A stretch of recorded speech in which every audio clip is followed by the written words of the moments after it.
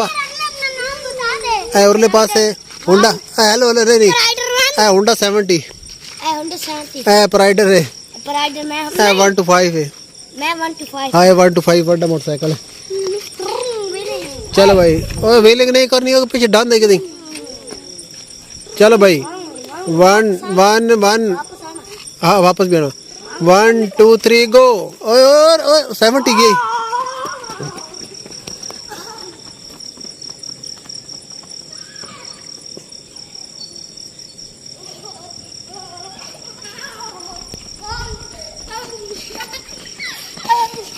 कोई नहीं बुला लो एक मिनट और इंटरव्यू तेरा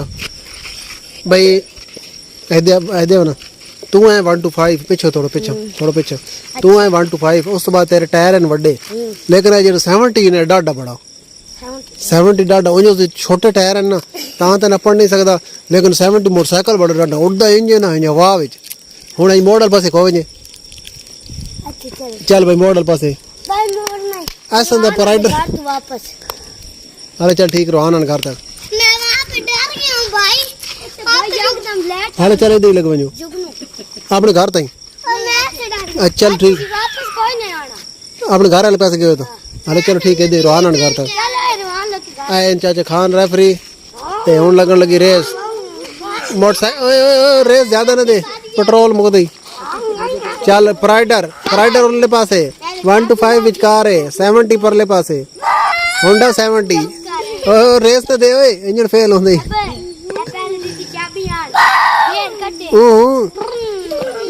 चलो भाई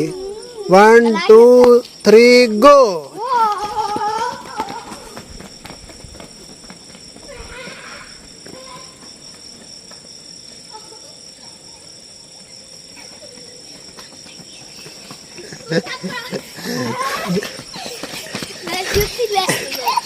तन दस 70 मोटरसाइकिल डाडा इस इंजन सही बने है किसी सही मैकेनिक इंजन बनाया नहीं असली जापानी गाड़ी वधी है जेन्युइन हालत है जिसका इंजन बहुत ठीक है हाँ चल भैया सन हुण तो सका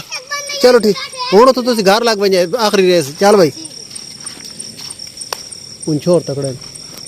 है खान जी छोर तकड़े बदन नहीं तो आजकल तो छोर जिमें कोई हालत ही नहीं। चल भाई